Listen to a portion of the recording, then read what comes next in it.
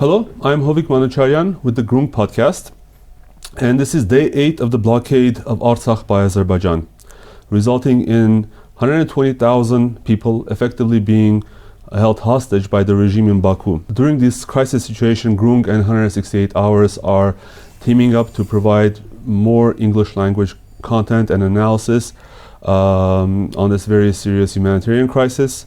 We're all in this together, and we're doing this for the benefit of an informed Armenian public. For those of you who aren't aware of Groong, I would like to ask you to visit our website, podcasts.groong.org, and learn more and subscribe.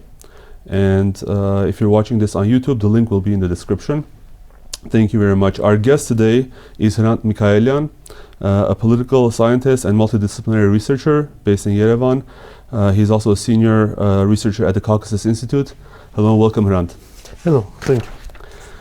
Let's begin with a little bit more background on news, what happened over the weekend.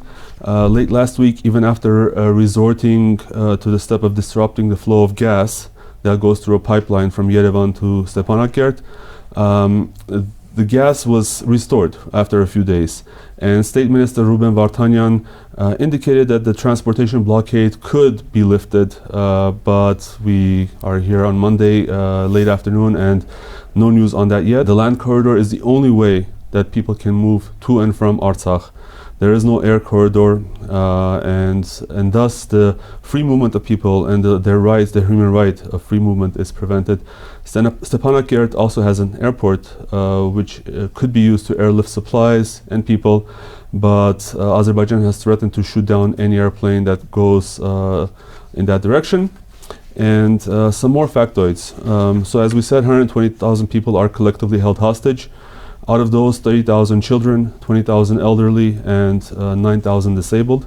350 people who have disabilities and health issues and need treatment in Yerevan cannot get to Yerevan.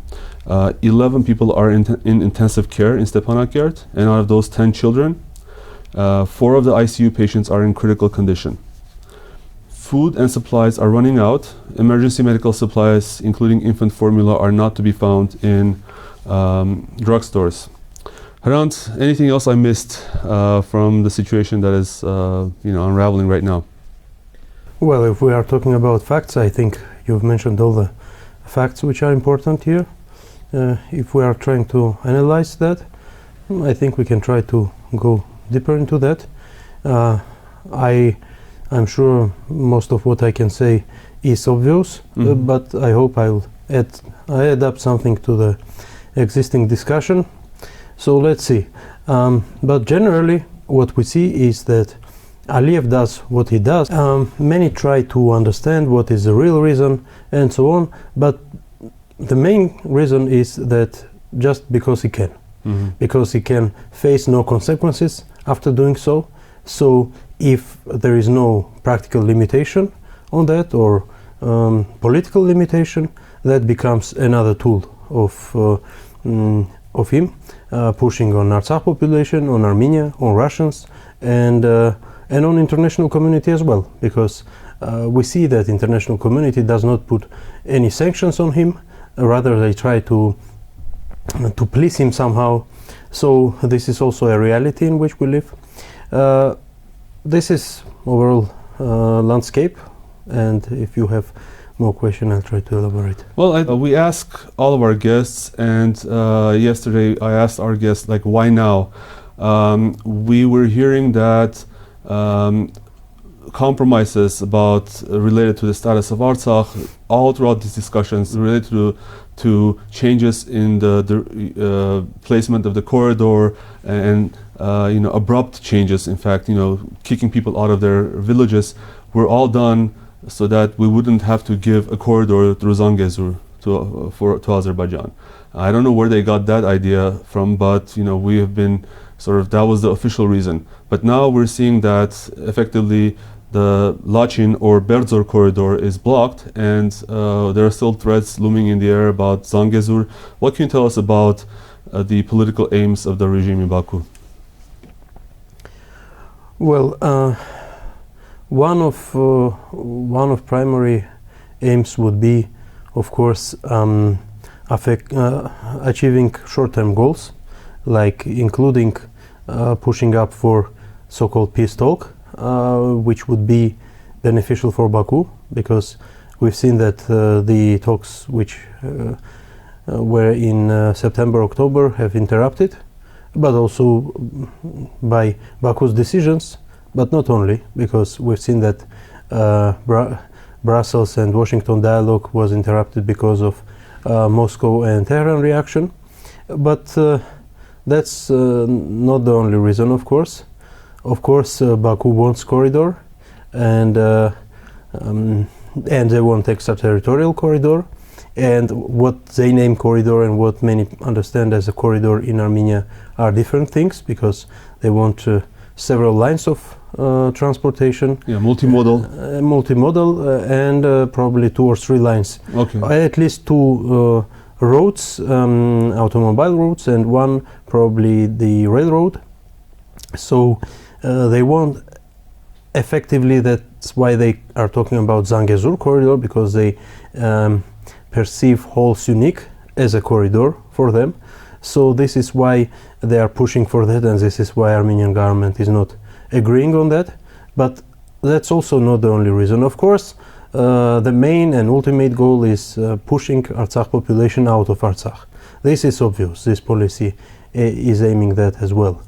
And of course, they are trying to gain momentum, because Russia is now troubling in Ukraine, and it's also obvious that Russia is unable to react adequately. And for example, I had an occasion when Russian journalists were asking for an interview. They took an interview and then did not publish it, because in state media they don't want to talk about this anymore, because this shows obvious Russia's weakness. So this is also another point. So there are many short-term goals, but the long-term, I would say, that is pushing Artsakh population out of Artsakh. And this is why, for example, Aliyev is always understating the number of population in Artsakh, because if he would be at least to some point honest when he is saying that they are Azerbaijani citizens, he would, the very same way, he would exaggerate their number as he does with the general Azerbaijani population, which is, let me remember, according to my calculation, is about 6.6 million people instead of 10.2 as they state officially. Now, instead, he says there are 20,000 Armenians in Artsakh, which is by 100,000 or 6 times less than in reality. So, of course, this is another goal of Aliyev, but also he wants to show Armenia its weakness. He wants to confront Armenia and Artsakh, and in a way it works also because of some political groups which exist in Armenia, because of some narratives on which he is playing, and there are some people who are saying Armenia should be thankful to Artsakh should be thankful to Armenia because of the gas and because of everything. And I don't know how, for example, Aragatsotn should be thankful to, I don't know, Armavir. Artsakh is Armenia, of course, not Republic of Armenia, but this contradiction is already Azerbaijani paradigm. And unfortunately, there are people who are in Armenia like that, who don't understand or who buy this propaganda, and unfortunately this works. And unfortunately, I have to say, I noticed more of this propaganda directly on state media, whereas previously it was relegated to obscure, maybe even the newspapers owned by the de facto regime in Armenia, but it is now actually openly being spread on state media. Right. So let me. So today it's Monday, and Armenia had applied last week to the European Court of Human Rights and seeking an interim measure, in other words, an injunction against Azerbaijan, basically demanding the unblocking of the corridor. The ECHR had given Azerbaijan until today, 4 p.m. Central European time, and that expires, I think in a few hours. So far, there is no indication that even this deadline will make Azerbaijan move. But we all know that even if they somehow do unblock the corridor, they will either extract more concessions from the Armenian side, and there is no guarantee that they will not resort to this tactic again, like in a week from now.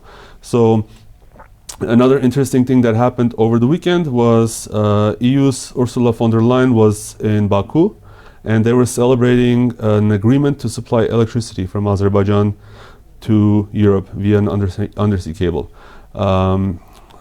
As expected, none of them mentioned this current situation in Artsakh. It's as if these people don't exist, we, as a result, we have 100,000 or more people locked up.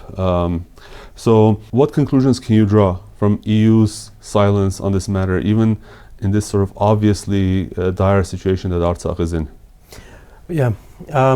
One more thing to add to the previous issue concerning the tactics is also a seasonal factor, because when it's warm or hot, Azerbaijan uses this time to attack militarily, and in the winter they usually try to use some hybrid tactics like this one, because it's not best time to attack militarily.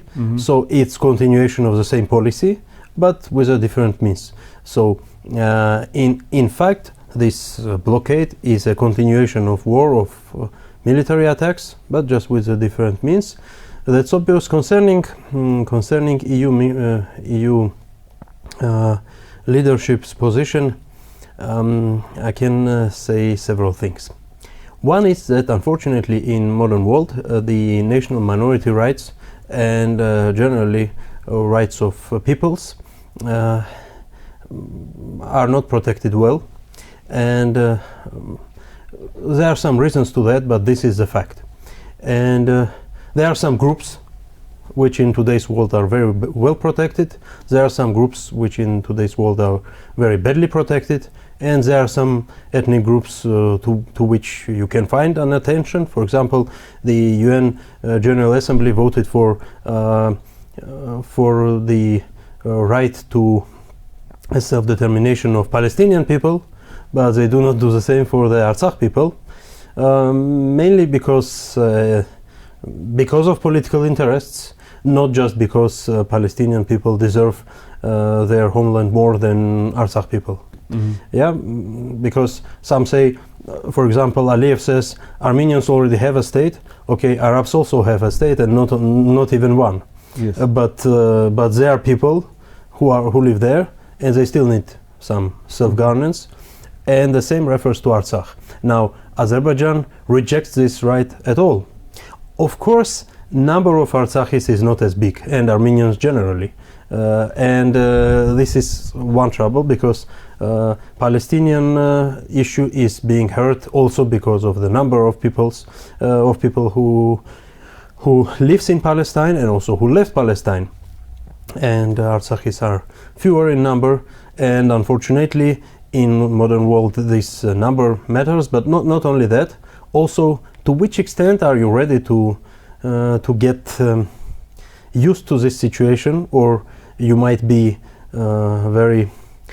you might try to be a comfortable, let's say, vis-a-vis for your partners, or might not try to be. Yeah. We see that vocal minorities, the more they are aggressive or active, the more success they gain. So this also reflects our mistakes, mistakes of Armenians who try to appeal to different instances. Of course, this is needed to do, and this is also done not in the best way, but still I think we need to find another way of ways of mobilization, not just to expect that someone will come and grant us with whatever we need, but the more important, the EU side of this story is also one more thing, the position that there have been many politicians in European Union who have been called pragmatic, or let's say put in first air, who have been dealing with Russia, and they have been saying that look, we have some interests there, economic interests, energy interests, so we need to cooperate. They have been cooperating, and these people are now being harshly criticized because they they have put aside, let's say, humanitarian issues and pushed on a pragmatism. Of course, Russia, even despite these military actions against Ukraine, still by far not as aggressive as Azerbaijan and Turkey. Turkey is starting every new attack like every year or so. Azerbaijan is doing more or less the same. But still, of course, this position, this view is being condemned because Russia attacked Ukraine. Also, I've heard in the media discussions the issue that look, Russians attacked Georgia and no one took care, and that's why they attacked Ukraine. In reality, let's see that Georgian case was a unique case, let's say single case, which have been then debated in EU, the Tagliavini Commission and so on. But going to the initial reasons for example, Russian attack, we could also see that the full state-led attack in European region, which took place in 2020 against Artsakh and Armenia by Azerbaijan and Turkey, was a case. For Russians, not the 2008, which was at that time and afterwards as well considered an exclusive case. But this one, the 2020 attack, was a model case because no one condemned it. It was a case when the military solution worked.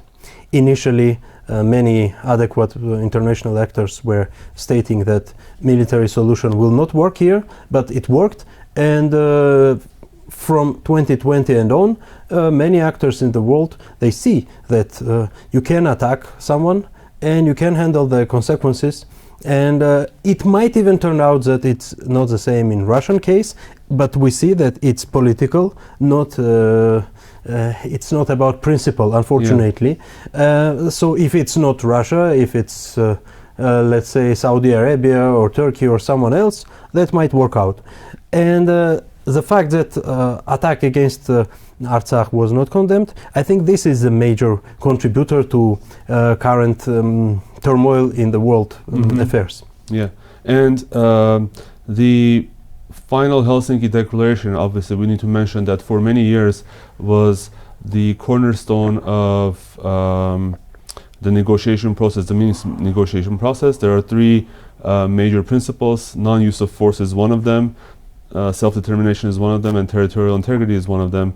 And the goal was to find a solution that satisfies all three of those principles, but Azerbaijan was basically able to nullify two of those principles. And there are some states, the UK for instance, which even I think at the time congratulated. Ironically, Ukraine congratulated Azerbaijan on its victory. And sadly, you know, we see the destruction that's going on in the UK, as you mentioned.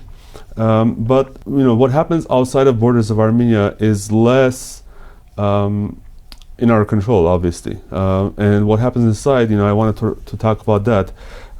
So as a reminder, Hrant Mikaelian, former human rights ombudsman of Artsakh, currently he's the acting deputy state minister, is conducting a sit-in in front of the United Nations.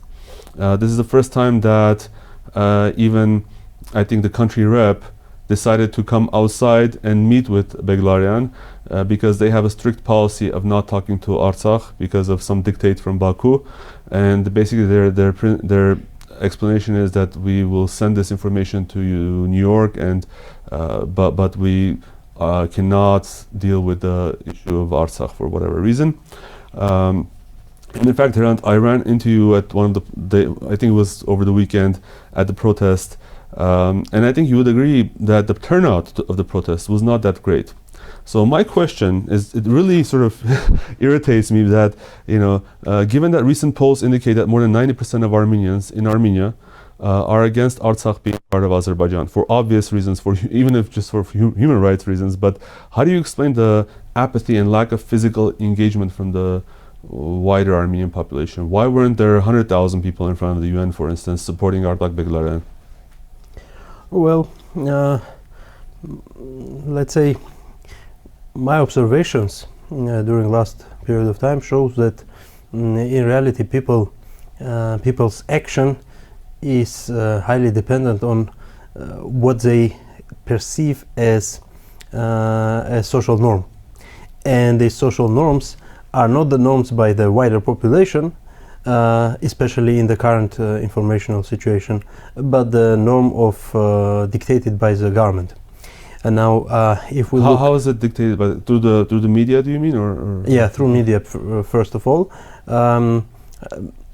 But why I'm saying government, not media? Because the media, which is not protected and supported by the government, is being punished for what they say, or being excluded by some methods, using some methods. But those which are state supported, they get let's say a bigger coverage, and also of course it depends on the extent of coverage, on the emotion of the coverage, but generally people were there, people were in the Republican Square, they came to celebrate New Year or something, and there are lots of decorations, so it's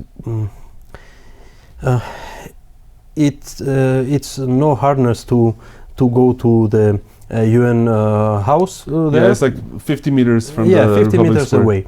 The issue is that they think this is not only not supported by the government, but it's in a way against the government's will, so they can be somehow punished, and that's why first of all they don't get these emotions that they should act, which comes usually from the government, and instead they get the emotion that if they act this might be somewhat bad. So I think this is main reason, and what is being propagated by the government is just chill. Yeah, and that's what they do, especially if we take into account that getting chill is much easier always. So yeah, there's a lot of distractions for you to, you know. Yeah. But to be frank, I want to harden this statement I've made by one comparison. In mid 40s or in early 40s in Paris, you would not see what you would expect during German occupation or during Vichy regime. You would see that everything is okay, that majority is celebrating, that life is okay, cafes are full, and so on. Just small minority was combating, and to even bolden that, I will say that of course French were combating, but if not Soviet Union and United States, most probably they would not be able to overthrow the German rule themselves. So in a way we face Turkish Azerbaijani rule here through these government sections, because first of all what we see by the statements of this government is always unilateral justification of whatever Azerbaijan does, always, and always they say, oh, we can do nothing. So extent of support of the idea of Artsakh being governed by Azerbaijan is growing. You said more than 90% is against. I completely agree, but previously we would have like 99.9% against, and now we have like 92 or 93% against. It's still a vast majority, but it's much less. And if we see that when let's say 100 people are against something very primitive or regarding their personal income and so on, and they can get to the streets, and when we see the issue where 90+% share the same value or idea and they do not gather to the street, so we see that there are some factors which do not let them to do so. It's hard to push all this into several state sentences. Moreover, I'm not sure I understand this mechanism completely, which does not let people to go out. But again, the issue is there, and we should be very careful about it. And just as an example, for instance, we could put aside the criticism of the government that its diplomatic failures led to the beginning of the war. We could put aside the criticism that the performance in the war was horrible. We could criticize even sort of the performance of the current government after the November 9-10 agreement and all the steps that or missteps that they have done. But like this is a basic sort of example, right? You have the same government, for instance, applied in the EU for this interim measure. So from one side, it is indicating that it still cares about the fate of Artsakh, but you know, if it just did a few more sort of programs on TV covering the UN, the sit-in and so forth, I'm sure more people would come. So it just baffles me why it wouldn't even go to that. And what you're saying is troubling, but it does make sense that basically this is somehow you know, deemed as an occupational regime. Meanwhile, the government, like, you know, just I think yesterday there was a public discussion, and we're seeing more faces from this small, very small fringe opposition groups that preach enmity to Russia. They explicitly, like, you know, for the first time, I think they used words like Putin attacked Russia, and they say that Russia is our enemy. Meanwhile, we know what will happen to the Armenians of Artsakh, and maybe even Armenia itself if the Russian military force is not here. I guess I was going to ask what the intention of the Armenian government is, but I think you answered that for me. So I don't know, do you have anything else to add, and how healthy-minded people should approach this? Because it's very difficult, I guess, to sort of both work and, you know, to try to do your daily job, but also sort of live in this environment of occupation. And how do you get a consensus of, you know, making change, or how do you sort of force this consensus upon the government as much as we can? Well, let me start from Russia. I'll try to say a couple of words on that. Of course, Russia is also responsible on what happens in Artsakh, as well as Armenian government, because Russia also has an obligation. But obviously, pointing only on Russia, but not on Armenian government, is not right, because Armenian government has formal obligation for Artsakh. Now, concerning Russia, also, since it's not only the judicial issue, but also a political issue, it's also a matter of consensus between the sides. And Azerbaijani side works very intensively with Russians, I mean diplomatically, and not only that. But Armenian side doesn't do anything at all. Rather, they limit themselves with formal statements that why Russia does not support Armenia. Well, that would be nice if they would support Armenia publicly, but that's not the solution, because we have some statements. The best statements you can read from Greek side. They completely support Armenian struggle, but what can they do? So what we need is not exactly the statements. Now, concerning internal situation, of course, comparing this to Vichy regime, we should understand that it's a very mild example, but again, but not non-existent violence here, because we have political prisoners, some of them released, some of them still in prisons. We have these hacker attacks widespread. We have mass surveillance, and if we try to get the numbers, we will find out that it's really big in scale. Yeah.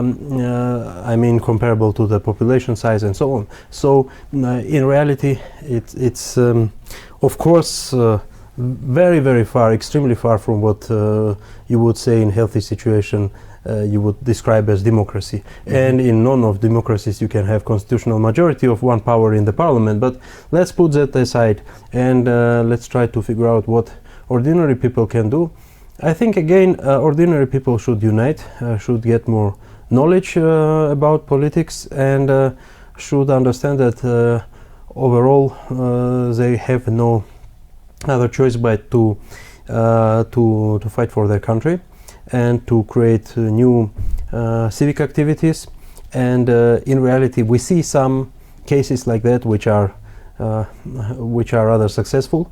So if there are more, I think we have chances, because as of today, Armenian interests are not represented on political level, but if on the civil society level, not those which are paid by the foreign countries, but those which are real grassroots civil society, if they unite, if people unite in such groups, in such activist societies, that might make sense, because ultimately many people would expect that political groups will do their job, that political parties will do their job. We see they failed. Generally that would be expectable, but still now we see that as a result. So it's not that there are some people who are responsible for that and we are not. So if we realize that power is in our hands, it might not be, but if we believe in that, we might gather it. Why I'm saying so? It's also because powerlessness, yes. Essentially like apathy. That's also inherited from the Soviet Union, because in the Soviet Union many would be afraid of government, and that's why they would be afraid of any public activity. And this is inherited by our population as of today as well. And now we should understand that modern technologies give us more power. So we should learn new ways to utilize this power, even despite there are many people, many powerful people who do not want us to do so. Hrant, you mentioned the case of hacker attacks, and I do want to brief our audience that there has been a spate of nation-state sponsored attacks, or at least notifications from companies like Apple and Google that opposition members, media personalities, and even government members, sort of low-ranking government members, are under attack. And I believe one of your even team members, you're part of the Armenian project, as we all know, and I believe several, or at least one person from your team was also targeted. I guess that what you're saying basically, and actually to cite an information security expert, Samvel Martirosyan, who recently talked about Pegasus, he said that he personally knows more than 100 people who have been targeted. I guess that's part of the wider strategy to put pressure on the opposition and any dissent that could sort of arise out of this. Yeah, let's leave smallest chance that that these attacks have been directed by the Azerbaijani government, but most probably, as Pegasus creator state, they only provide governments with possibilities of attacks inside the countries. Okay. So most probably it's Armenian government driving attacks. Now let me add up to what Samvel Martirosyan said. He said he knows more than 100 people, but this meant until the latest days. Okay. Because this last wave, which happened during last week, was most probably even bigger than what we have ever seen before. So most probably now we have at least known infected doubled. Mostly in the state sector this time, but let's say low and mid-rank government officials. So this shows also that government does not trust them, and so they don't trust professional bureaucracy. So it's let's say matter of politics. They only trust their team members, but maybe they don't even trust their team members as well. So what I want to say is that today general mistrust within the society is very widespread. Mistrust towards everyone. Many people, let's say, have broken relations with their friends because of their political affiliation or even political views, which is also widespread phenomenon in Armenia, especially last 2 years, but generally last 5 years. So this is also a big issue. I mean, if Turkey would like to have completely dispatched Armenian society, they got it. Yeah, an interesting phenomenon, or basically series of news that we're sort of witness to, is all the different spy agencies that are now interested in Armenia. Most recently, Richard Moore from MI6 was visiting Armenia, and previously Armenian officials had visited and met with him. There is news that the CIA director was also in Armenia earlier this year. And when Hrant Mikaelian from the National Security Council went to the US, I believe in September, he also visited the CIA headquarters. I don't recall ever this type of news being reported on publicly and being announced. Now it's like openly being announced. What are we seeing here? It seems like the region is boiling in terms of potential sort of activity, in terms of geopolitics and spycraft. What can we deduce from all these meetings and from all this interest in Armenia? Yeah, first of all, what we see in Armenia is that Armenia is open to any kind of spycraft, and every kind of activity from whatever friendly or enemy countries, and we've seen lots of publications on that in media, even on small cases, like for example, Azerbaijan has created a spy application and spread it through population of Kapan, for example, and many cases like this. But also you can find spies of whatever you might imagine country in Armenia, and what they do, I don't know, to be frank, and also I don't know what exactly agenda could have Pashinyan and Richard Moore when they talked. I can remember when US CIA chief came to Armenia, the very same time Narishkin from Russia was here, so most probably Armenia was a place to meet, but this time it does not seem the same.